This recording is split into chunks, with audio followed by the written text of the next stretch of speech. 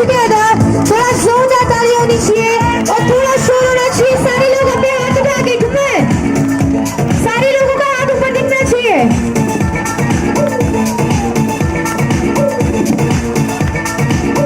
A very very happy warm welcome to you, sir, and I request each and everyone थोड़ा शोर होना चाहिए, थोड़ा जोरदार तालियां होनी चाहिए.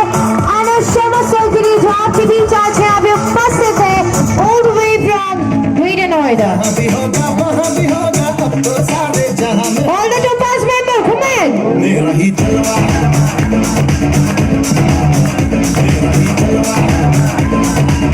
Thank you.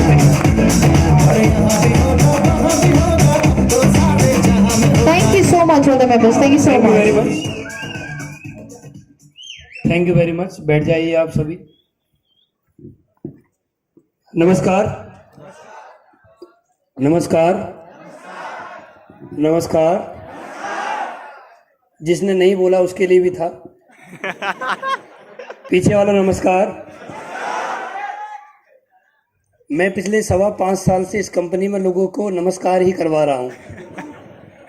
और पवन सर बता रहे थे कि आज मुझे कितना पैसा आता है, वो सिर्फ नमस्कार करवाने की वजह से ही आ रहा है. काम वाम करने की वजह से नहीं आ रहा है. काम करने की वजह से अगर आ रहा होता तो पहले ही आ रहा होता. तो इस कंपनी में आने के बाद सिर्फ एक ही काम कर रहा हूँ, वो सिर्फ एक काम है नमस्कार. पीछे वाला नमस्कार. जिसको ऊपर वाले ने जुबान दी वो नमस्कार बोले, जो ना बोले उसकी काट ले. यही हो सकता है. और करें क्या भाई हम. नमस्कार. बहुत बढ़िया. लेकिन मेरा ऐसा मानना है, इंसान वो होता है जो हमेशा जोश में रहता है. हाँ या ना. इंसान कौन होता है जो हमेशा जोश में रहता है. जिसके पास में बैठ के भी आदमी को ऐसा लगता है यार मैं आज किसी जोशीले व्यक्ति से मिला था. आदमी को पास में बैठ के भी उसके रोए खड़े हो जाते हैं, यार मैं आज किसी ऐसे व्यक्ति से मिला था, उससे मिलने के बाद मेरे अंदर एक जोश पैदा हो गया. कुछ ऐसे व्यक्ति होते हैं इस धरती पे जो कि लिमिटेड होते हैं. और इस धरती पर अनलिमिटेड ऐसे लोग होते हैं जो सुस्त रहते हैं, जिनको शुद्ध देसी भाषा में बोला जाए ढीले आदमी. सुस्त, जिनमें कोई करंट नहीं होता है, जिनमें लाइट अगर बिजली के तार भी लगाया जाए ना, तार खराब हो सकता है लेकिन उस आदमी में कोई फर्क नहीं पड़ेगा. सुस्त महाराज, बिल्कुल ढीलम ढाल. उनकी मैडम उनसे परेशान कि सुस्त महाराज है, मतलब ये ढीला आदमी मुझे मिला. उनके बच्चे परेशान, पापा कभी बोलता ही नहीं है. उनका पड़ोसी परेशान, हमारा पड़ोसी बताओ क्या ढीला आदमी है. मोहल्ला परेशान. तो मेरा ऐसा मानना है, आदमी की जेब में कुछ हो या ना हो, आदमी की बात में दम होना चाहिए. है ना. है ना. और आपने देखा होगा हमारे देश के पीएम साहब के पास कुछ है या नहीं, लेकिन उनकी बात में जरूर दम है ना. तो दोस्तों एक बार मैं यही कहना चाहूंगा, अब तक आप लोगों यहाँ तक जितने भी साथी आ रहे थे हमारे, आप सभी के लिए जोरदार तालियां बजवा रहे थे कि ताली बजाओ ताली बजाओ. और हमारे यहाँ साथी आके बोल रहे थे कि ताली नहीं बजा रहे हो आप लोग. देखो मैं आपकी परेशानी समझता हूँ, ठीक है. मैं पिछले 5.25 साल से इस कंपनी में आप जैसे लोगों की परेशानी सही से समझ पा रहा हूँ. इस दुनिया में आदमी है ना, सांस भी मतलब के लिए लेता है. सांस भी मतलब के लिए लेता है कि सांस में इसलिए लोग जिंदा रह पाऊं. अच्छा, बिना सांस के अगर आदमी जिंदा रहे ना, तो मैं गारंटी देता हूं हिंदुस्तान में लोग सांस लेना बंद कर देंगे. उनको पता पड़ जाए कि सांस लेने की जरूरत नहीं है. तो बेमतलब की क्या सांस लिया जाए, क्यों इन नसों को, आंतों को ऊपर नीचे, लीवर को हलाया जाए. तो यहाँ पर हम बोल रहे थे, साथी आ रहे थे हमारे, ताली बजाओ ताली बजाओ ताली बजाओ. भैया ये ताली बजाएं क्यों, ये बताओ. दाम कमा रहे हो तुम, ये ताली बजाने के लिए बुलाए हैं आप बताओ. ये जो आपने बुलाए हैं, इतने साथी हमारे यहाँ पर आए हैं अपने काम को छोड़ के. संडे का दिन है, सर्दी पड़ रही है, घर पे होते चाय पकौड़े मारते. पिछले 7 दिन से मैडम के साथ ना बैठ पाए, मैडम के साथ बैठते, गुफ्तगू बात होती, ठीक है. कोई यंग लड़का होता और रजाई में पड़े पड़े कहीं और बात कर रहा होता. यहाँ बुला रही हैं आप लोग और बोल रहे ताली बजाओ ताली बजाओ. क्यों बजाए ताली है. आप ये बताओ ये ताली बजाएं क्यों? इनको कोई फायदा है ताली बजाने से क्या? कोई फायदा नहीं है इनको ताली बजाने से, और ये ताली बजाएंगे भी नहीं क्योंकि इनके कोई फायदे की बात है ही नहीं। दाम कमा रहे हो आप, ताली बजाएंगे। और जब आप जोरदार बोल रहे हो बार बार जोरदार बजाओ जोरदार बजाओ, तो कुछ साथी ऐसे होंगे जो उनका पड़ोसी उनको लेके आया होगा, उसको कौन ही मार रहा होगा। मैं कहा साले तू बाहर चला आज, तूने एक तो 500 रुपये तो लिया और यहाँ ताली बजवाने के लिए और लाया है।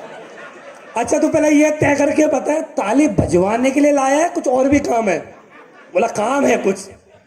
2 घंटे हो गए बैठे बैठे, काम तो समझ में आ नहीं रहा, बार बार ताली बजाओ ताली बजाओ ताली बजाओ, ताली बजवाने के लिए बुलाया। मेरा ऐसा मानना है पर्सनल लेवल पर, जो आदमी किसी की सफलता से खुश होता है और तालियां बजाता है, ऊपर वाला उस व्यक्ति को लाख गुना खुशियां देता है। मेरा ऐसा मानना है। अगर हम किसी की बातों में खुश होते हैं, किसी की बातों को समझते हैं, किसी की खुशियों में शरीक होते हैं, तो ऊपर वाला हमें देखता है। ऊपर, क्योंकि बोला जाता है ऊपर वाले की मर्जी से दुनिया चलती है, बिना मर्जी की तो पत्ता भी नहीं हिलता है, हाँ या ना? तो ये बात समझ लीजिए, आप लोग अपनी मर्जी से यहां पर नहीं आए हैं, आपको यहां पर जबरदस्ती बुलाया गया है। अब आप कैसे भी आए हैं, आ तो गए हैं, ये बात तो मान लीजिए, एक्सेप्ट कर लीजिए कि आ तो गए हैं। अब जब आ ही गए हैं और बैठ ही गए हैं, ये दोनों जो हाथ हैं इनको थोड़ा सा एक बार ऊपर कर लिया जाए, ठीक है? और जिसको ऊपर वाले ने 2 हाथ दिए उनको जरूर हाथ खड़े होने चाहिए, और जिसको नहीं दिए उनको पैरालाइज हो जाना चाहिए आज ही। वो हाथ किस काम के? जो हाथ ताली नहीं बजा सकते, उन हाथों को ऊपर वाले तुमने दिए क्यों? इनको वो सोले वाला ठाकुर है, काट ले, ठीक है? तो ऊपर वो उठा, एनर्जी के लिए एनर्जी आएगी आप लोगों में। वेरी गुड,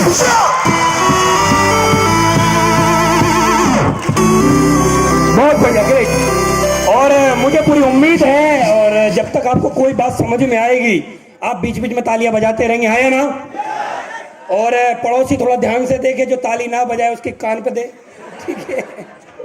अगर आपको पड़ोसी ना बजाए ना, बोले क्या जो ताली बजाइए, बजाने के लिए बोला था, जो जितनी ताली बजाएगा उसको दाम ज्यादा आता है। हमारे यहाँ पे ऐसा होता है, तो बजा सकते हैं क्या? हाँ, कभी कुछ और समझ जाओ जो मैं पहले बोल रहा था। चलिए दोस्तों, सबसे पहले आप सभी का बहुत बहुत धन्यवाद। मैं एक ही बात बोलना चाहूंगा, पिछले 5.25 साल से मैं इस कंपनी में हूं। पीछे आवाज आ रही है? सही है? सारे लोग बताइए, पीछे आवाज आ रही है? थोड़ा भाई इसकी आवाज और खोल दो, बेस बढ़ा दो, इसका पूरा खोल दो, इसका मीटर तान दो आज। मैं हाँ अब सही है ना? मैं 5.25 साल से इस कंपनी में हूं। 5.25 साल से अगर मैं बोलूं, हिंदुस्तान का ऐसा कोई शहर नहीं है, कोई शहर जहां पर मैंने जाके माइक ना पकड़ा हो। ऐसा कोई शहर नहीं है पिछले 5.25 साल में, कोई भी शहर, जितनी भी मेट्रो सिटी है या जितने भी बड़े बड़े शहर आते हैं, ऐसा कोई शहर नहीं है 5.25 साल में जहां पर मैं ना गया हूं। 5.25 साल में कोई ऐसा शहर नहीं है जहां पर फूल माला ना मिली हो। यहाँ पर लोग पगड़ी पहना रहे थे, 365 दिन में 350 दिन पहनता ही हूँ, ठीक है? ये पगड़ी वगड़ी पहनाती हैं लोग। ये जब यहाँ पर गिफ्ट दे रहे थे, राकेश सर मुझे पकड़ा रहे थे ट्रॉफी, मैं अपने घर जब जाता हूँ तो मेरे फैमिली मेंबर बोलते हैं आपके एक बार फिर लिया है, अब इनको लगाएं कहाँ, ठीक है? दीवारें कम पड़ रही हैं। तो पिछले 5.25 साल से ये गिफ्ट ले रहा हूँ, 5.25 साल से फूल माला ले रहा हूँ, 5.25 साल से हिंदुस्तान के हर शहर में जाने का मुझे सौभाग्य प्राप्त होता है। लेकिन मैं एक चीज महसूस कर रहा था जब मैं आप लोगों के बीच में आ रहा था, कि मैं हिंदुस्तान के कोने कोने में गया, हिंदुस्तान के बड़े बड़े शहर में मैं गया। अभी मैं लखनऊ से होके आ रहा हूँ, आज मेरी यहाँ पर मीटिंग है, कल भी मेरी रांची में मीटिंग है, परसों मेरी कानपुर में मीटिंग है, उसके बाद मेरी मथुरा में मीटिंग है, उसके बाद मेरी दिल्ली में मीटिंग है, उसके बाद फिर मेरी मेरठ में मीटिंग है। पूरा हिंदुस्तान में मेरा चलता रहता है। 365 दिन में मैं 300 दिन लगातार मीटिंग करता रहता हूँ, पूरे हिंदुस्तान में जाता हूँ। हर जगह मुझे लोगों से बात करने का सौभाग्य मिलता है। 5.25 साल पहले मुझे जब मैं माइक पकड़ता था ना, लोग बोलते हैं जी माइक पकड़ते हैं, जब लोग हाथ कांपते मेरे पैर कांपते थे नीचे, ठीक है, यहाँ से नीचे से कांपते थे। लोग बोलते हैं कि हमारे तो हाथ कांपते हैं माइक लेने, मेरे पैर कांपते थे। 5.25 साल पहले की बात करूं तो यहाँ पर जब मैं अंदर एंट्री कर रहा था, तो जब मैं आप लोगों से मिल रहा था, आप लोगों का जोश, आप लोगों का उत्साह देखकर मैं एक ही बात बोल सकता हूं दोस्त, आप बिलीव करिए, विदाउट मोटिवेशन मैं एक ही बात बोल सकता हूं, मैं हिंदुस्तान के कोने कोने में गया, लेकिन जैसी झारखंड और बिहार की टीम है पूरे हिंदुस्तान में मुझे कहीं नहीं मिली है। जैसे आप लोग हो ऐसे पूरे हिंदुस्तान में मुझे कहीं नहीं मिल पाए, कहीं भी नहीं मिले। मैं बहुत जगह गया हूं दोस्त, हर जगह जाने का मौका मिलता है। ऊपर वाले ने ऐसी शक्ति, ऐसा आशीर्वाद मुझे दिया है कि मैं लोगों से जाकर रूबरू होता हूं। एक जगह की बात मैं बताऊं तो मैं एक जगह गया था, तो ऐसे ही बहुत बड़ा ऑडिटोरियम था, उसमें लगभग 7,500 के आसपास लोग बैठे हुए थे। तो एक दादाजी बाहर खड़े हुए थे, तो जैसे ही मेरी एंट्री होने लगी तो वो बोलने लगे, भैया वो जो चीफ गेस्ट आ रहा था वो आया नहीं आया अभी। मैंने कहा दादा कौन आने वाला था?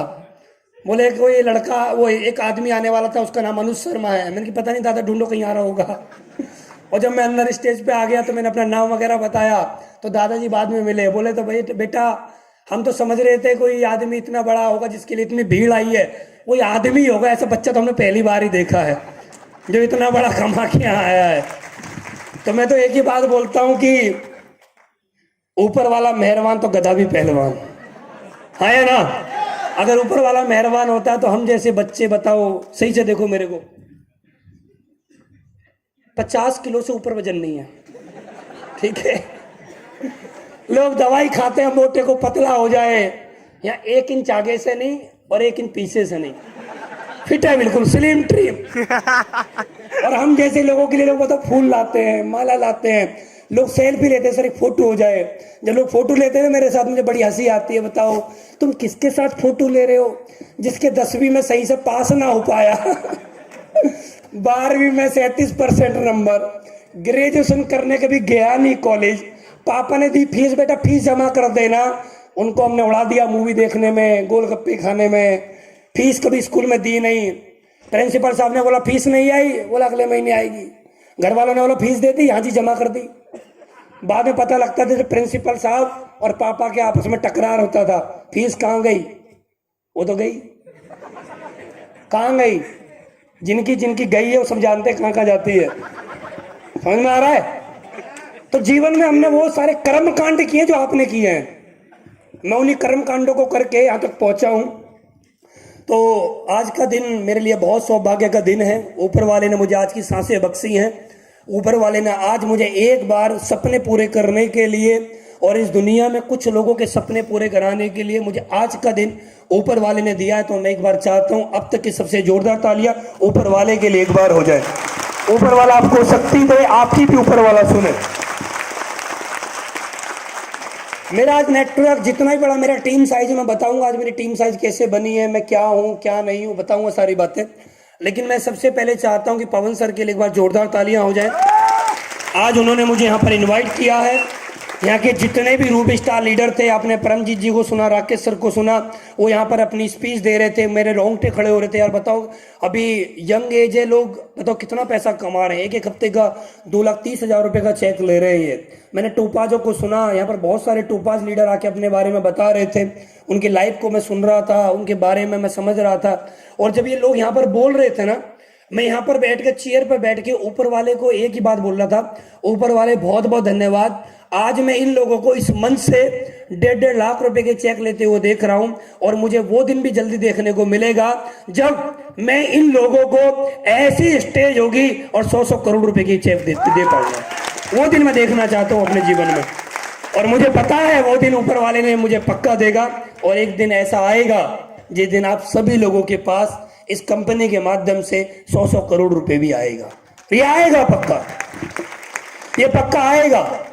और आज मुझे पवन सर ने यहाँ पर इनवाइट किया है। मैं पवन सर को फेसबुक से जानता हूँ, पवन सर मुझसे फेसबुक से मिले थे, इनका मेरे पास मैसेज आया था फेसबुक से मैसेंजर पे, मेरी इनसे कॉल पे बात हुई, तो ये मेरे से मिलने दिल्ली गए। हम दिल्ली में आपस में बैठे, 2 घंटे हमने बातें करी। तो मेरे से बहुत सारे लोग मिलने के लिए आते हैं, डेली मैसेंजर पे बहुत सारे मैसेज आते हैं, इंस्टा पे मैसेज आते हैं, बहुत सारे मैसेज मुझे पर्सनल डेली आते हैं। बिजी शेड्यूल की वजह से लोगों को मैसेज नहीं कर पाते हैं, जवाब नहीं दे पाते, लेकिन कोशिश करते हैं सभी को जवाब दें। लेकिन उस समय पे मेरा नेटवर्क साइज बहुत छोटा था, मेरा अचीवमेंट भी बहुत कम था। तो पवन सर मेरे से मिलने के लिए वहां पर आए, तो मैं पवन सर से मिला, पवन सर के साथ मैंने बैठ के बातें करी। और मैं उस दिन पवन सर के बारे में मैं अगर पर्सनली बताऊं तो मैं उसी दिन समझ गया था ये व्यक्ति आने वाले कुछ ही सालों के अंदर बिहार और झारखंड में एक दिन बहुत बड़ा काम करके दिखाएगा। मैं पहले दिन ही समझ गया था, क्योंकि बोला जाता है पूत के पाप पालने में दिखाई दे जाते हैं, है ना। तो मुझे उस दिन समझ में आ गया था ये व्यक्ति बहुत बड़ा काम करेगा, और आज सर ने बहुत बड़ा काम करके दिखाया है। आज आप लोग हमें क्रेडिट दे रहे थे कि आज अनुज सर की वजह से, नहीं, मैं तो एक माध्यम हूं, छोटा सा बच्चा हूं। आज जो भी आप लोगों की लाइफ में जो भी कुछ हो रहा है ना, उसके 100% अगर किसी व्यक्ति को क्रेडिट जाता है तो उस व्यक्ति का नाम है पवन सर। एक बार पवन सर के लिए जोरदार तालियां हो जाए। अगर ये आप लोगों की लाइफ में नहीं आते तो आज इतना बड़ा बदलाव आपके जीवन में नहीं हो पाता। यहाँ पर बहुत सारे लोग बैठे हैं जिन्होंने 2500 रुपए से लेकर आज बहुत सारा पैसा कमाया है, तो 10 लाख 20-20 लाख रुपए कमाने वाले भी लोग यहाँ पर बैठे हुए हैं। तो पवन सर के बारे में इतना ही बोलना चाहूंगा, ये दिल के बहुत अच्छे इंसान है। मेरी जब भी इनसे बात होती है तो एक पॉजिटिव एनर्जी मेरे अंदर डेवलप होती है, यार मैं किसी पर्सनैलिटी से बात कर रहा हूँ, किसी शख्सियत से बात कर रहा हूँ। तो बहुत अच्छे इंसान है, इनके साथ हमेशा लगे रहिए, ये आपको बहुत आगे तक लेके जाएंगे। तो लगने के लिए तैयार हैं सारे लोग? तो सर का साथ देते रहिए, और आप सर का साथ दोगे और सर आपका साथ देंगे तो एक दिन देखना आपके भी जीवन में वो सभी उजाले होंगे जो आप मंदिर मस्जिद गुरुद्वारे में जाके ऊपर वाले से प्रार्थना करते हो। मुझे 5.25 साल के कैरियर में मैं एक बात और बोलना चाहूंगा।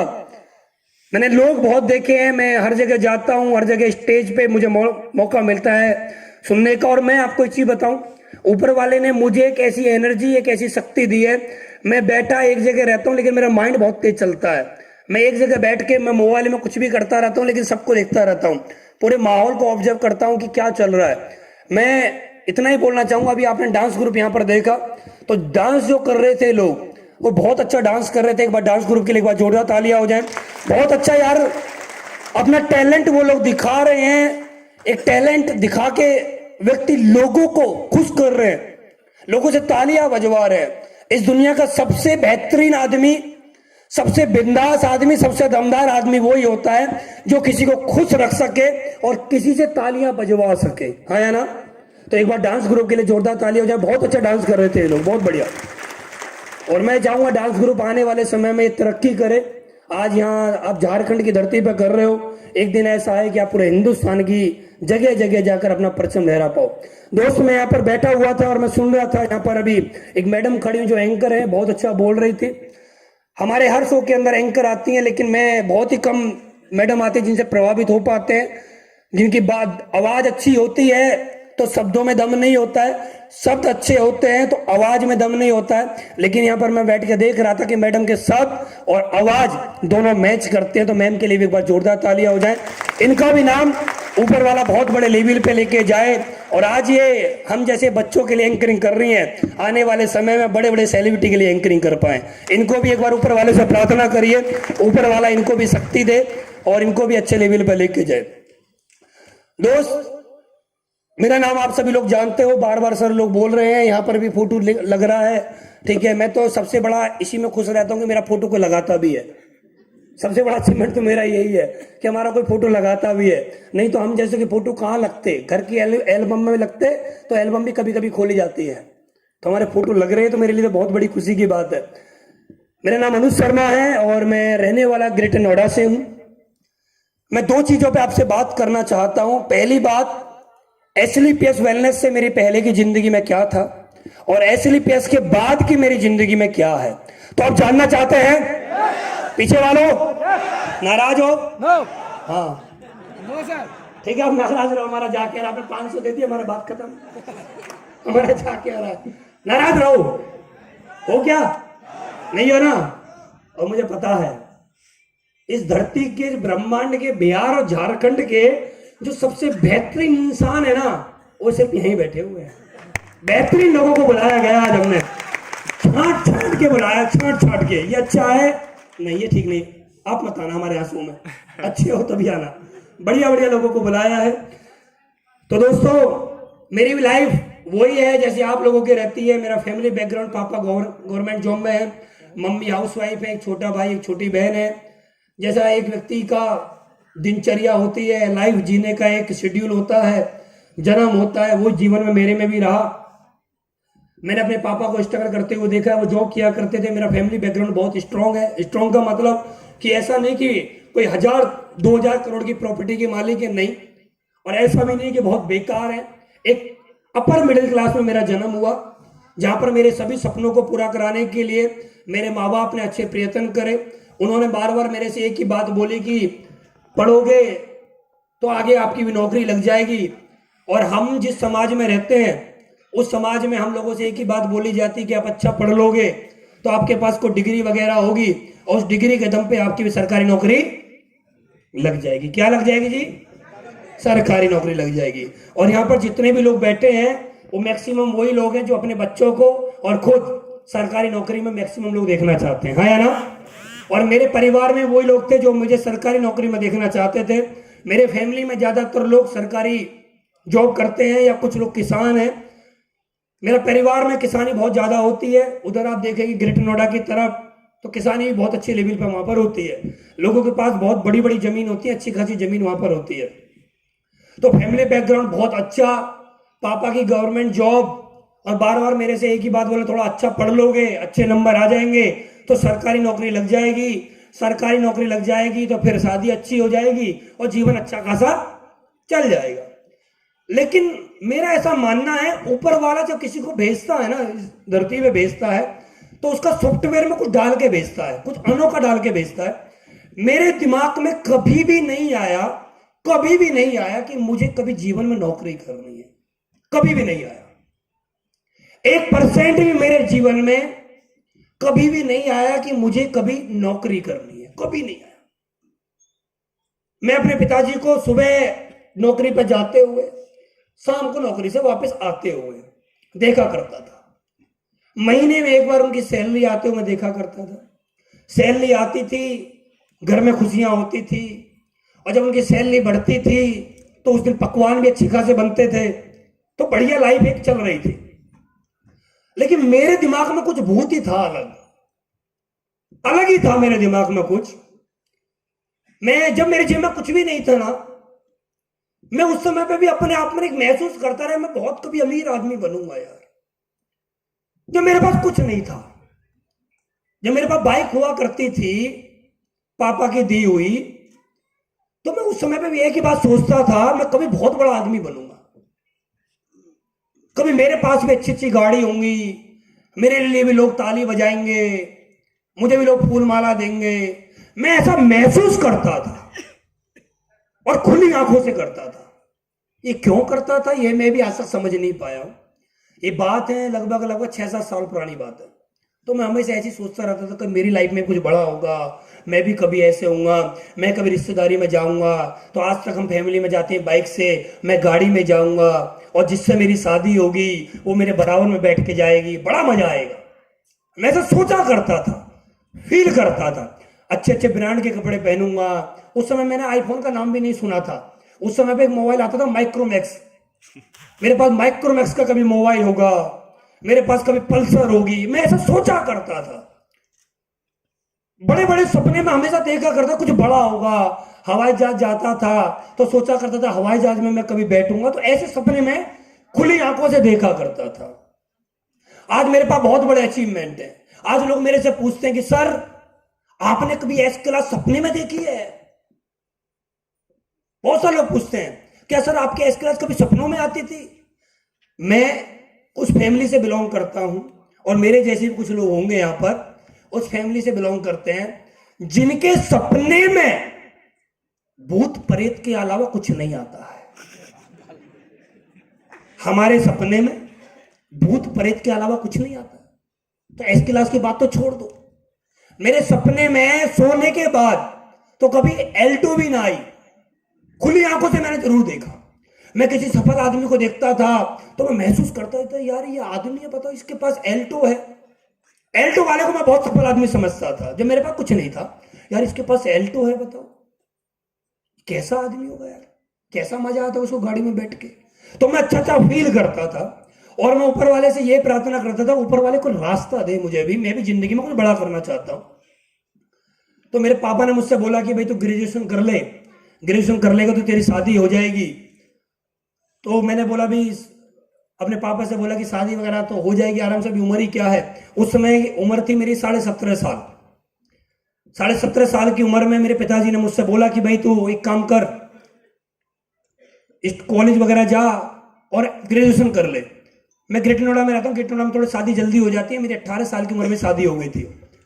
मेरी शादी को भी लगभग 11 साल के आसपास हो चुका है। तो उस समय पर मैं कॉलेज गया, कॉलेज में जाके मैंने एडमिशन लिया।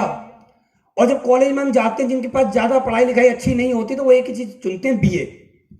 तो मैंने बीए चुनी, और बीए चुनने के बाद 6 महीने बाद जैसे मैं कॉलेज जाने लगा, तो 6 महीने बाद ही मेरी शादी हो गई। शादी हुई थी मेरी शनिवार के दिन, 28 फरवरी को मेरी शादी हुई। दिन था शनिवार, अगले दिन थी कॉलेज की छुट्टी, फिर वो थी मेरी जिंदगी भर की छुट्टी। मैं कभी फिर कॉलेज नहीं गया, कभी नहीं गया। मेरे पिताजी ने मेरे से बोला कि भाई तू कॉलेज क्यों नहीं जाता है? तो मैंने बोला आप याद करो, आपने मुझसे बोला क्या था? आपने मेरे से बोला क्या था? आपने मेरे से ये बोला था अगर तू ग्रेजुएशन कर लेगा तो तेरी शादी अच्छी हो जाएगी। और मैं ग्रेजुएशन 6 महीने कर ली, मेरी शादी हो गई, मैं जाऊं क्यों? आप मुझे वजह बताइए कि ग्रेजुएशन करने का मेरा पर्पस तो हो, कोई ऐसा पर्पस बताइए जो मुझे ग्रेजुएशन करनी चाहिए। अब वो भी चुप, क्या बोले मेरे से वो? उन्होंने भी कुछ नहीं बोला, हमने भी कुछ नहीं बोला। 2-4 किताब थी अलमारी में बंद, अलमारी का ताला बंद, बात खत्म, तुम अंदर हम बाहर। उसके बाद थोड़े दिन बाद मेरे पापा ने मुझसे बोला भाई तू कुछ कर अपने जीवन में, ऐसा काम थोड़ी चलेगा। फिर मैंने जॉब वगैरह देखी, अपने दम पे कुछ करना स्टार्ट किया। तो जॉब वगैरह मैंने कोई बहुत अच्छी खासी जॉब नहीं थी मेरी। मैं शुरू में आरओ बेचना मैंने स्टार्ट किया, आरओ 8,000 रुपए की सैलरी थी। उसके बाद मैं रिलायंस कम्युनिकेशन में आ गया, वेरिफिकेशन डिपार्टमेंट। शादी में मुझे बाइक मिली थी, स्टेनर बाइक, उस पर जाता था। जो पोस्टपेड कनेक्शन लेते थे उनके घरों पर जाता था और देखता था वहां पर जाके जिसने कनेक्शन लिया उसका घर यही है, घर था तो सही है जी, सही आदमी तो कनेक्शन दे दो। उस समय पे पोस्टपेड कनेक्शन की ये समझ लो कि आदमी पोस्टपेड कनेक्शन नहीं, आदमी रोड से खरीद रहा, उस समय की बात नहीं। पहले वेरिफिकेशन बहुत ज्यादा होती थी पोस्टपेड कनेक्शन वालों के लिए कि बिल देगा नहीं देगा। अब तो 200-500 रुपए में लिमिटेड कॉल आती है ना, उस समय पर लिमिटेड कॉल नहीं आया करती थी। तो मैं लोगों घर घर जाता था, वेरिफिकेशन किया करता था। ओके जी बहुत बढ़िया आदमी, दे दो कनेक्शन, ओके कर देते थे कनेक्शन। उसमें काम किया। रिलायंस के बाद मैं आइडिया में आ गया। आइडिया के बाद मैं आईसीसी प्रूडेंशियल इंश्योरेंस में चला गया, इंश्योरेंस बेचना स्टार्ट कर दिया। लोगों को बताने लगा मरने के फायदे क्या होते हैं। मरने के तो फायदे तो बताते हैं ना इंश्योरेंस में, इसमें असली क्या बात है? आप बताओ, कोई इंश्योरेंस एडवाइजर बैठा होगा तो क्या बताते हैं हम लोग? कोई हमारा इंश्योरेंस हमने करवाया हो तो उसने क्या बताया हमको मरने के बाद? तो मैं भी बताने लगा भाई जीते जी तो तुम ये हो, और मरने के बाद इतना मिलेगा। तो मैं भी बताने लगा लोगों के घर घर जा जाके। और जब मैं लोगों को बताने लगा तो मेरा भी भाई साहब आने लगा। अब आने लगा तो महीने में अच्छा पैसा कमाने लगा। फिर धीरे धीरे मुझे करते हुए फिर मुझे एक जॉब मिली अच्छी खासी एयरटेल के अंदर, एयरटेल ब्रॉडबैंड में। मैंने वहां पर जॉब करी। मैं महीने का 40-45 हजार रुपए आराम से कमा लेता था कमीशन लगा के। मजे की जॉब थी यार। जाना, कनेक्शन हो गया तो ठीक, नहीं हुआ तो ठीक। वहां पर 2 तरह की सैलरी थी। एक तो बोला गया था कि आप सैलरी लोगे या कमीशन लोगे। मैंने बोला था बताओ क्या फायदा है? सैलरी लोगे तो आपको 30 के 30 दिन आना है, सैलरी मिलेगी इतनी। और कमीशन लोगे तो आपको एक कनेक्शन में मिलेगा इतना, मर्जी है आओ या मत आओ। मैंने बोला कमीशन चाहिए। सैलरी का झंझट, अपनी मर्जी से आएंगे, अपनी मर्जी से जिस दिन मन करेगा आएंगे, जिस दिन मन करेगा नहीं आएंगे, आराम से सोएंगे। जितना कमाने का मन करेगा उतना कमाएंगे। तो मैं एयरटेल में अच्छा खासा कमाने लगा।